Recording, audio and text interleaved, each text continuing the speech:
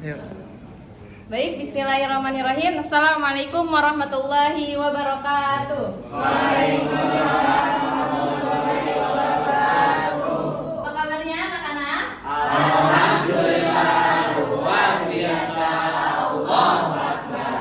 Baik, sebelum kita memulai pembelajaran hari ini, alangkah baiknya kita membaca doa terlebih dahulu agar pembelajaran hari ini menjadi pembelajaran yang berkah. Silakan kepada ketua kelas dipimpin doanya. Duduk rapi. Iya. Sebelum belajar kita baca doa. Baca doa dimulai. Bismillahirrahmanirrahim. Rabbi zidni ilma warzuqni fahma. Amin. Oke, selanjutnya ibu mau tanya nih, siapa yang tidak masuk temannya? Masuk semua. Alhamdulillah, dan tidak perlu ibu absen ya, insya Allah sudah mewakili ya, karena semuanya masuk. Alhamdulillah. Baik, sebelumnya ibu mau tanya nih, apakah masih semangat? Aduh, kayaknya masih ada yang lemes nih. Coba ibu mau kalian semuanya berdiri dulu. Kita mau ice breaking.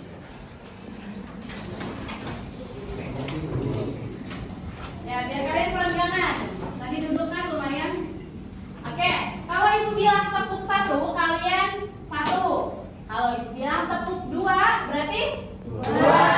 Kalau tepuk tiga, berarti tiga. Kalau ibu bilang tiga, berarti tidak perlu tepuk. Oke, konsentrasi. Konsentrasi dimulai. Tepuk satu, tepuk satu, tepuk dua, tepuk tiga. Kenapa dia tidak tepuk?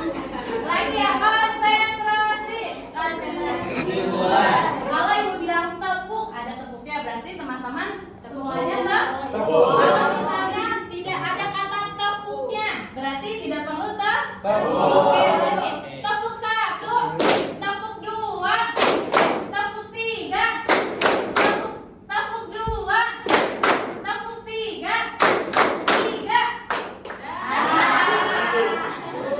Oke, baik. Siapa tadi yang tepuk tuh? Siapa? Ayo jujur. Siapa nih? Oke, baik. Terima kasih teman-teman yang sudah jujur. Boleh silakan duduk lagi.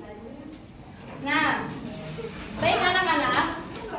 Alhamdulillah tadi sudah ada yang jujur ya dari teman-teman. Nah, ini dalam kehidupan kita sehari-hari ini ternyata kita memang harus mengamalkan sifat jujur. Terima kasih kepada teman-teman tadi yang sudah jujur ya.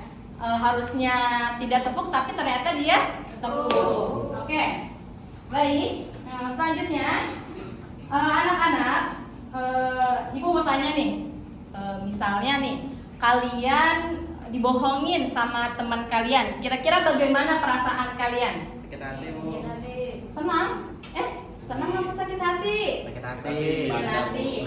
Terus kalau misalnya ada teman kalian yang udah kalian percaya banget nih, atau bestie kalian lah, membohongi kalian atau mengkhianati kalian lah, kalian sedih, senang, atau terharu? Kecewa. Pasti kecewa ya. Nah itu dia ya. Nah selanjutnya yaitu ibu mau tanya nih, kan ini banyak ya peralatan di kelas kita. Kalau misalnya ada yang diamanahin nih, misalnya ibu bilang, Siva, tolong nanti laptopnya dikembalikan lagi ke Bang Udin. Kira-kira Siva tanggung jawab atau tidak ya? Harus tanggung jawab atau tidak? Harusnya ya, harusnya. Oke, baik, kita masuk ke materi ya. Hari ini Ibu akan menyampaikan materi tentang amanah dan jujur di dalam Islam. Baik. Yang pertama Ibu akan menyampaikan dulu tujuan pembelajarannya. Yang pertama, memahami makna amanah dan jujur sebagai akhlak mulia yang diajarkan dalam Al-Quran dan hadis serta meneladani sifat Rasulullah SAW yang dikenal dengan gelar Al-Amin. Al-Amin ialah orang yang dapat dipercaya. Lalu yang kedua, tujuan pembelajaran kita ialah menerapkan perilaku amanah dan jujur dalam kehidupan sehari-hari, maupun di rumah, di sekolah, dan masyarakat sebagai wujud akhlak mulia seorang muslim.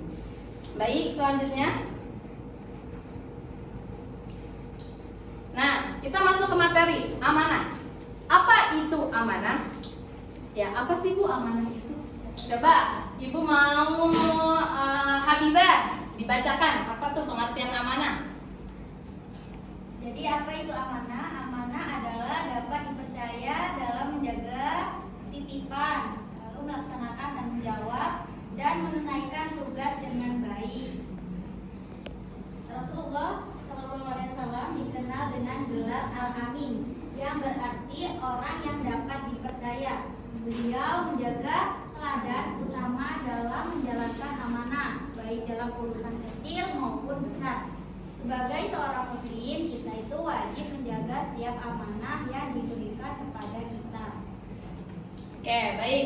Itu tadi ya, amanah adalah dapat dipercaya. Dapat dipercaya apa aja Bu? Dapat dipercaya dalam menjaga titipan, melaksanakan tanggung jawab, dan menunaikan tugas dengan baik. Tanya tadi ketua kelasnya Siva ya. Kira-kira menurut teman-teman yang lainnya nih, teman-teman Siva sudah bertanggung jawab belum jadi ketua kelas? Nah, insya Allah ya. Baik, selanjutnya yaitu kita kaitkan dengan ayat Al-Quran mengenai amanah. Terdapat dalam surat Al-Ahzab ayat 72. Silakan dibacakan oleh Ibnu. أعوذ بالله من الشيطان الرجيم بسم الله الرحمن الرحيم إنا عرضنا الأمانة على السماوات والأرض والجبال فأبين أن يحملنها وأشفقن منها وحملها الإنسان إنه كان ظلوما جهولا. Terima kasih Ibnu. Artinya ya Ibu bacakan ya. Sesungguhnya kami telah menawarkan amanat kepada langit, bumi dan gunung-gunung, maka semuanya enggan untuk memikul amanat itu, dan mereka khawatir akan mengkhianatinya. Dan dipikulah amanat itu oleh manusia. Jadi amanah itu atau tanggung jawab berat tidak teman-teman? Ya, setiap amanah yang diberikan entah dari tanggung jawab kita misalnya sebagai ketua kelas atau sebagai pemimpin ya, pemimpin di Indonesia, contohnya seperti sekarang ini.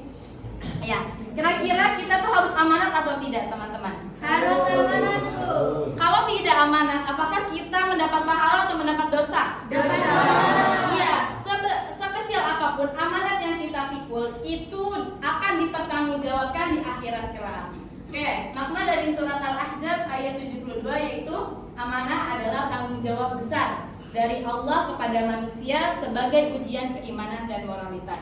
Jadi amanah itu bukan hanya, kadang kalau kalian dikasih tanggung jawab nih, kalau berorganisasi pasti kalian ada nih LPJ ya, laporan pertanggungjawaban. Tapi itu hanya bentuk dari manusia. Beda lagi nanti kalau misalnya kita dipertanggungjawabkan oleh Allah. Oke, lanjut. Selanjutnya yaitu jujur. Apa itu jujur? Apa sih Bu jujur? Coba dibacakan oleh Sri Mala. Apa itu jujur? Jujur adalah berkata dan bertindak sesuai dengan kenyataan atau fakta yang sebenarnya. Sifat jujur merupakan fondasi moral yang membentuk pribadi berintegritas. Rasulullah SAW dikenal dengan gelar Al-Amin, yaitu orang yang dapat dipercaya karena kejujuran beliau. Kejujurannya mencakup yang pertama ada jujur dalam perkataan, jujur dalam perbuatan, dan jujur dalam niat dan hati. Oke, baik, terima kasih kepada Sri Mala. Nah tadi ya, jujur atau as-sidiq yang artinya adalah berkata dan bertindak sesuai dengan kenyataan atau fakta yang sebenarnya. Walaupun ya, kadang biasanya yang fakta atau yang nyata itu pahit, tapi tetap harus jujur. Misalnya kalian punya teman, punya bestie nih, kalian melukai hati teman kalian, dan itu siapa tahu ya bisa membuat teman kalian ini marah. Kira-kira kalian harus jujur atau diem aja deh daripada nanti aku berantem sama dia? Kira-kira apa langkah yang akan kalian ambil? Apakah diam saja? Apakah tetap menyampaikannya walaupun itu pahit? Jujur ya, benar ya. Oke, memang seharusnya kita tetap harus jujur walaupun itu pahit, ya. Nah tadi kejujuran mencakup jujur dalam perkataan. Jujur dalam perkataan ialah kita berkata sesuai fakta. Lalu jujur dalam perbuatan. Nah, jujur dalam perbuatan ini contohnya adalah tidak menyontek ketika ujian. Lalu jujur dalam niat dan hati. Nah, ini contohnya kalau niat yaitu membantu dengan ikhlas, membantu teman kita dengan ikhlas ya. Jangan malah mengharap imbalan. Saya udah bantu nih ya. Semoga aja nanti dikasih kado deh. Nah, itu jangan ya. Lanjut, jujur dalam hati. Nah, kita itu harus ikhlas. Kita harus ikhlas dalam menerima takdir. Boleh tidak kita marah dengan takdir? Tidak boleh. Boleh ya, karena belum tentu apa yang menurut kita baik itu menurut Allah baik. Oke, selanjutnya kita kaitkan dengan hadis. Silakan dibacakan oleh Bang Diki.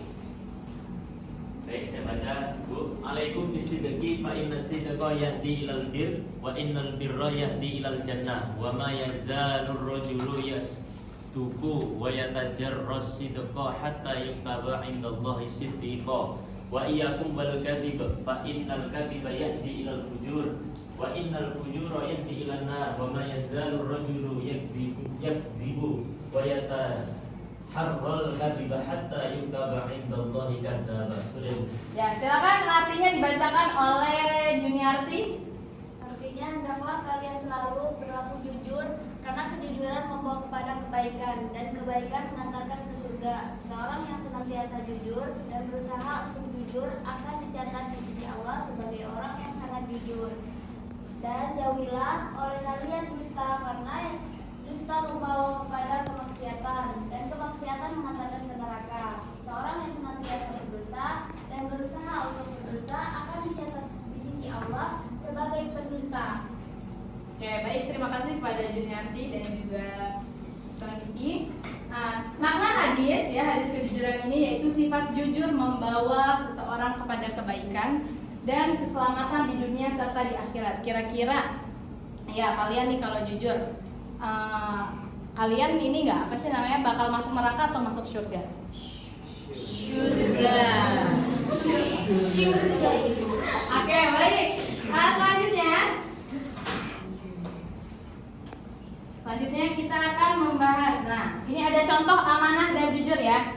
Di rumah, contohnya di rumah menjaga rahasia keluarga dengan baik, mengembalikan barang pinjaman tepat waktu, jujur kepada orang tua tentang kegiatan sehari-hari, melaksanakan tugas rumah dengan tanggung jawab. Lalu contoh di sekolah, tidak menyontek saat ujian, melaksanakan tugas piket dengan tanggung jawab, mengembalikan barang yang ditemukan, jujur dalam mengerjakan PR sendiri.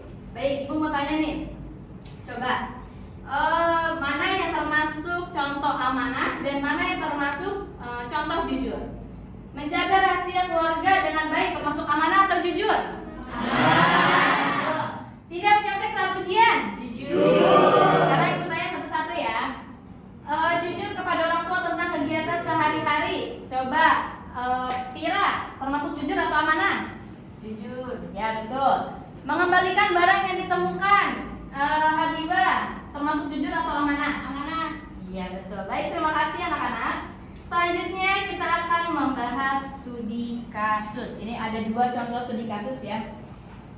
Silakan dibacakan oleh Salsa. Yang pertama. Sebelum pelajaran dimulai, guru meminta Nabila untuk membagikan buku tugas kepada teman-temannya. Namun saat jam istirahat, Nabila malah asik mengobrol dan lupa menjalankan tugas tersebut. Menurut kalian, apakah sikap Nabila sudah mencerminkan perilaku amanah? Apa yang sebaiknya dilakukan Nabila? Oke, baik ya. Tadi contoh yang pertama, sebelum pelajaran dimulai, guru nih nyuruh Nabila untuk membagikan buku tugas kepada teman-temannya. Tapi dia malah lalai. Pas jam istirahat, Nabila malah asyik ngobrol dulu. Nah, dan akhirnya lupa menjalankan tugas tersebut. Nah, menurut kalian nih, Apakah sikap Nabila sudah mencerminkan perilaku amanah? Belum. Ya, kenapa dia belum mencerminkan perilaku amanah? Ya, betul. Nah, apa yang sebaiknya dilakukan oleh Nabila? Iya, betul. Masya Allah. Terima kasih. Selanjutnya, ada studi kasus yang kedua. Silakan dibacakan oleh Sa'adah. Baik, saat pelajaran olahraga berlangsung, bola kelas tidak sengaja terkena jendela hingga kaca retak. Raffi mengetahui bahwa dirinya yang menyebabkan kejadian tersebut, tapi ia takut dimarahi guru. Menurut kalian apa yang sebaiknya dilakukan Raffi? Nah, tadi ya saat pelajaran, ada yang pernah seperti ini teman-teman ketika sekolah? Oh, ada yang pernah ya? Aldi Bu, Aldi. Oke. Ya, saat jam pelajaran olahraga, bola kelas tidak sengaja terkena jendela hingga kacanya retak. Nah, Raffi mengetahui bahwa sebenarnya dia ini salah, dia tahu. Tapi dia takut dimarahin guru. Itu termasuk. Ya, tapi dia takut dimarahin guru. Nah, menurut kalian nih, coba yang perempuan, menurut Indah, apakah sebaiknya yang dilakukan Raffi? Raffi berkata jujur kepada guru bahwa dialah yang memecahkan kaca kelas. Iya, harus berkata jujur kepada guru. Walaupun memang ada konsekuensinya ya.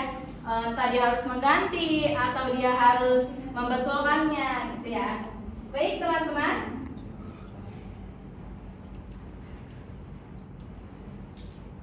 Nah, selanjutnya, sebelum Ibu bacakan dampak positif, apakah ada yang ingin ditanyakan?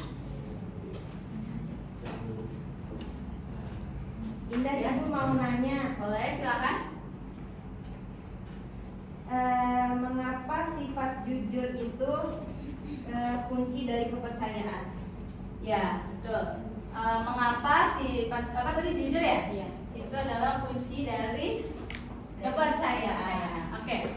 Contohnya seperti ini ya teman-teman. Jika kalian punya orang kepercayaan, lalu sekali aja dia berbohong kepada kalian. Kira-kira apakah kalian akan percaya setelahnya?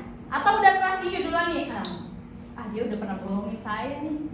Saya nggak mau percaya lagi sama dia. Nah, apakah kalian tetap percaya 100% atau tidak? Ya pasti akan berkurang. Maka dari itu, kenapa kita harus jujur agar kepercayaan kita itu 100% terjaga. Oke, baik, Ibu akan membacakan dampak positifnya ya. Dampak positif amanah dan jujur. Yang pertama ialah menumbuhkan kepercayaan dari orang lain dan membentuk kepribadian yang berintegritas. Orang yang amanah dan jujur akan dihormati dan dipercaya dalam segala urusan, baik di keluarga, di sekolah maupun di masyarakat. Lalu yang kedua, dampak positifnya ialah mendapatkan pahala dan ridho Allah Subhanahu wa taala serta menjadi teladan yang baik di lingkungan masyarakat. Sifat amanah dan jujur menjauhkan diri dari sifat munafik dan membawa keberkahan dalam kehidupan. Oke. Selanjutnya yaitu Ibu mau tanya dulu nih. Kira-kira nih dari kalian tadi pagi, apakah kalian coba direnungkan? Apakah kalian hari ini sudah bersifat jujur atau belum? Coba kalian renungkan ya. Baik, selanjutnya Ibu akan membaca kesimpulan ya. Amanah dan jujur adalah akhlak mulia yang sangat ditekankan dalam ajaran Islam. Kedua sifat ini dicontohkan langsung oleh Rasulullah SAW yang dikenal dengan gelar Al-Amin. Dengan menerapkan sifat amanah dan jujur, kita membangun fondasi moral yang kuat untuk kehidupan yang penuh berkah. Jadilah pribadi berintegritas yang dipercaya oleh Allah, keluarga, guru, dan teman-teman. Amanah dan jujur adalah kunci kebahagiaan dunia dan akhirat. Ya, baik, mungkin itu saja. Sekian dari Ibu. Terima kasih. Ada kata-kata, jadilah pribadi yang amanah dan jujur seperti Rasulullah SAW. Karena kejujuran membawa kebaikan dunia dan akhirat. Semoga Allah Subhanahu wa taala memberkahi pembelajaran kita. Baik. Terima kasih anak-anak. Ibu ucapkan semoga teman-teman dapat mengambil pelajaran apa yang sudah Ibu terangkan. Terima kasih. kasih. Wassalamualaikum warahmatullahi wabarakatuh. Waalaikumsalam